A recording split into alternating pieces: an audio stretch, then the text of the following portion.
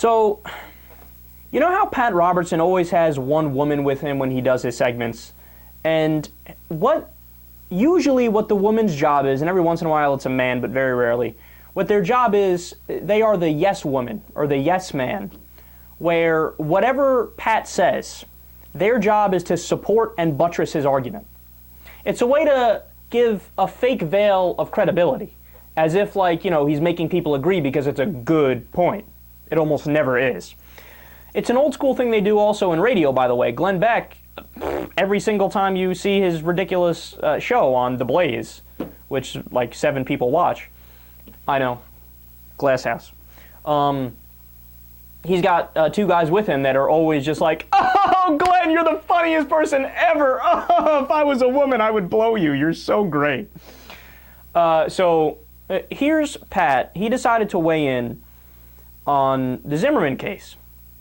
And what happens here is fascinating. I'm not going to give too much away, but just real quick, this is one of the older white women who sits with him, and she just listened to Pat give this long tangent where he's basically supporting Zimmerman. And listen to the next exchange, because even she is fed up.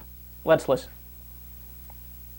I think one of the things you said, though, that's so, to me, makes the whole thing difficult is I'm following. I mean, that operator kept saying to him, don't go, someone's coming. I mean, you just can't have people doing that. Well, you can, but I mean, there's been some crime in this area, and the criminals were wearing these hoods, and so it's... That's awesome. So she's like, dude, Zimmerman followed when he was told not to follow. You can't have people doing that. And then she laughs at him. She's like, come on, man, like, are you serious? And Pat's response is, you can or you can. You can't or you can? I wonder how Pat would feel if it was his ass being stalked by somebody.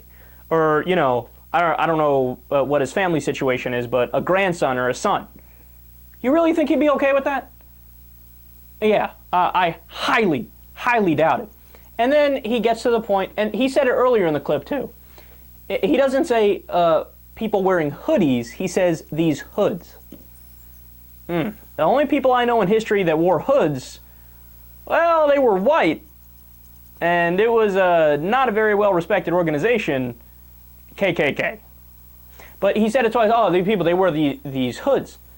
Like it's some sort of actual group of black people that get together and say, all right, you guys all got your hoodies on, let's go rob people. No, Pat, I got news for you. And this shows you how monumentally disconnected he is, too, from reality. Like I said earlier, everybody has a hoodie. Everybody has a hoodie. I have a hoodie, my mom has a hoodie, my sister has a hoodie. We're all Whitey McWhitington over here, right? Honestly, I don't know if I've ever met anybody that didn't have a hoodie, right? And furthermore, really, so it's only the hood that made Zimmerman suspicious. Like I said, okay, so put Mitt Romney's son in that hood, and you think George Zimmerman is going to follow and stalk? Yeah, I don't think so. So look, man,